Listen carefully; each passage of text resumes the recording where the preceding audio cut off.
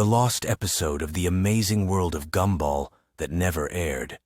It started when Gumball noticed his reflection wasn't quite right in the bathroom mirror that morning. While he brushed his teeth, his reflection seemed to lag behind by just a fraction of a second, creating an unsettling disconnect that made his stomach turn. Darwin noticed it too when he came to brush his fins, pointing out how their reflections appeared to be watching them rather than simply mirroring their movements. At school, the phenomenon spread to every reflective surface. In the hallway windows, their reflections moved independently, sometimes waving when they weren't waving, sometimes frowning when they were smiling. Other students began to notice their own reflection problems too, but instead of being concerned, they seemed oddly fascinated, spending long minutes staring into any surface that would show their image. During lunch, Gumball caught sight of his reflection in his spoon and nearly dropped it in horror. The reflection was grinning maliciously, while Gumball himself felt nothing but dread. When he looked up, he saw that every student in the cafeteria was staring into their own reflective surfaces, phones, glasses, even puddles of spilled water, all with the same blank, mesmerized expression. The breaking point came when Gumball and Darwin discovered that their reflections had begun to move around independently in mirrors throughout the school. They watched in terror as their mirror selves walked through the reflected hallways, opening reflected lockers, and interacting with other reflected students who seemed to have their own agenda entirely separate from their real-world counterparts.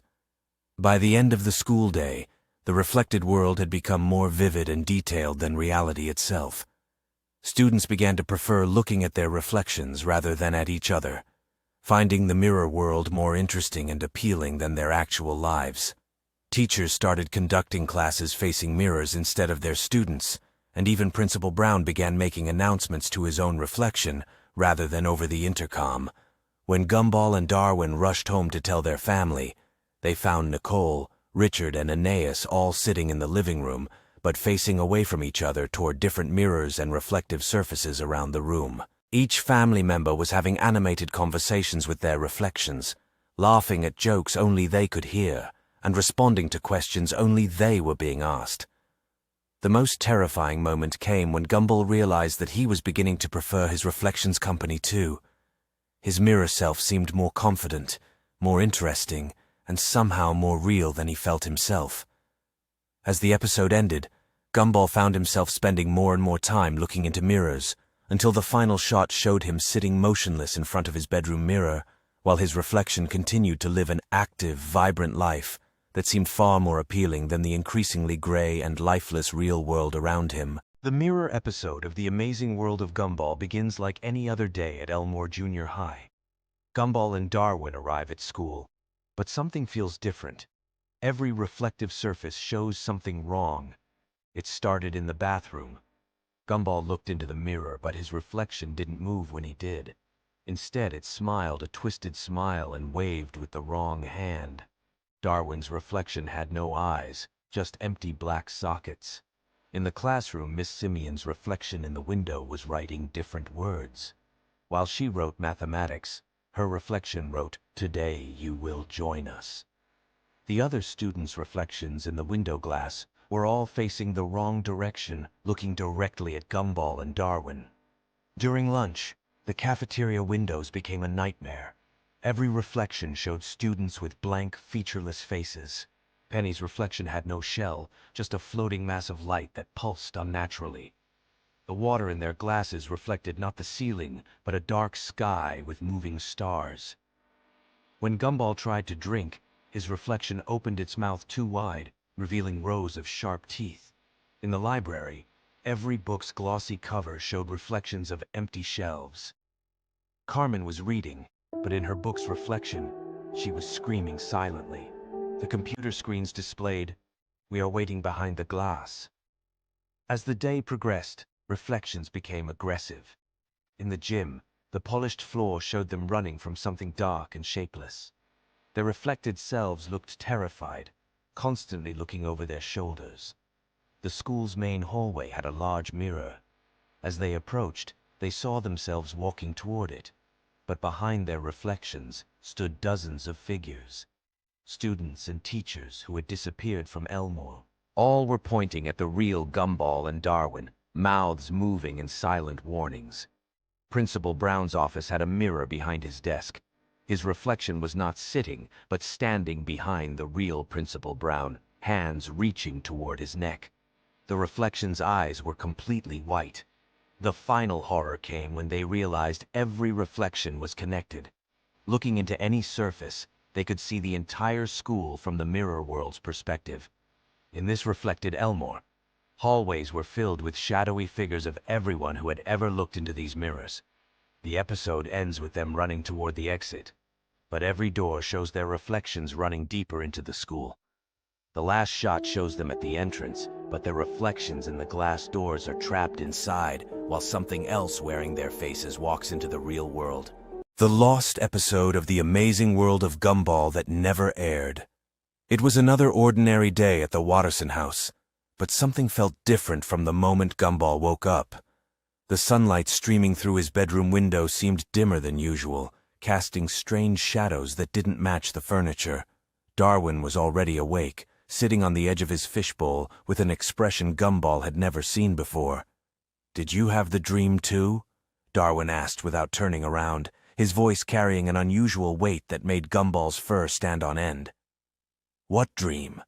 Gumball replied, though as soon as the words left his mouth, fragments of something dark and twisted began flooding back. Images of endless corridors, doors that led nowhere, and a voice calling his name from places that shouldn't exist.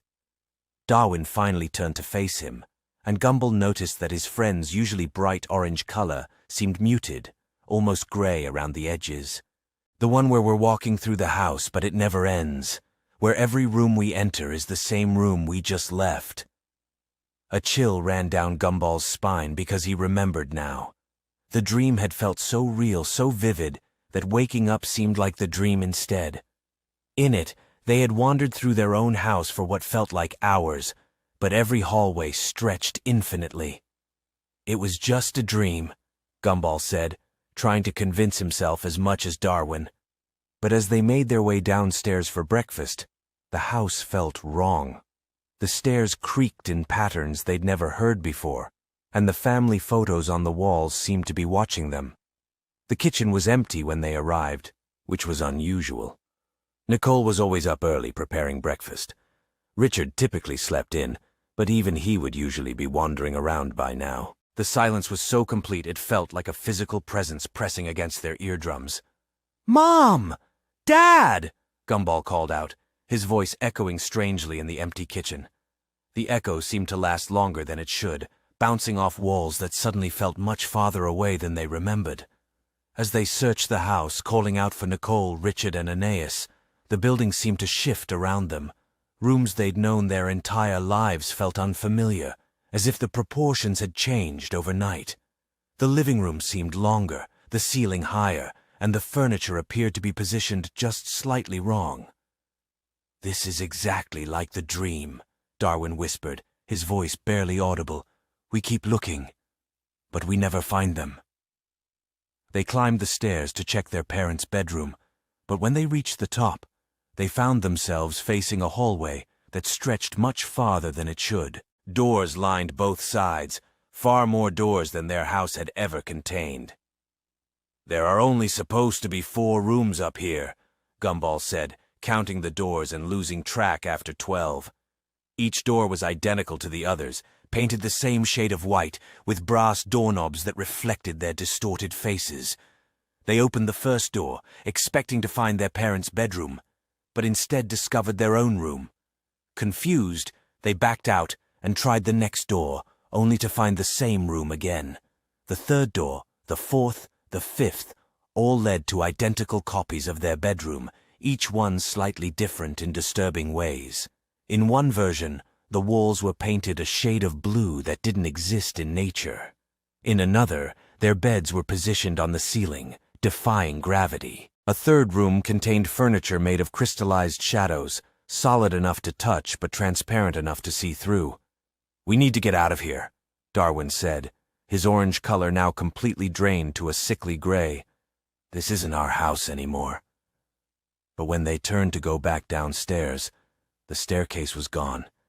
In its place was another hallway, identical to the one they were already in, stretching endlessly in both directions. The walls seemed to pulse with a rhythm that matched their heartbeats. Hours passed, or maybe minutes, or maybe days. Time seemed to have lost all meaning in this twisted version of their home. They wandered through endless iterations of familiar rooms, each one wrong in subtle but disturbing ways.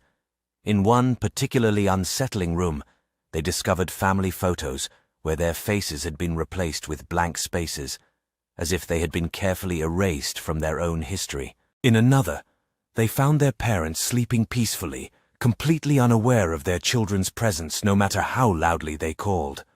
"They can't see us," Gumball realized with growing horror. "It's like we don't exist to them anymore." But just as despair began to overwhelm them completely, Gumball heard something that cut through the supernatural silence, the sound of Aeneas crying. It was faint, distant, but unmistakably real in a way that nothing else in this twisted house had been. "That's really her," Darwin said, hope flickering in his eyes for the first time. "If we can find Aeneas, maybe we can find our way back." Following the sound of their sister's tears, they began to run through the endless hallways. And for the first time, the house seemed to respond differently. Doors began to slam shut behind them, walls started to shift and change, and the very air seemed to fight against their movement. But they kept running, following that one real sound in a world of illusions, determined to find their way back to the family they'd lost, back to the home they remembered.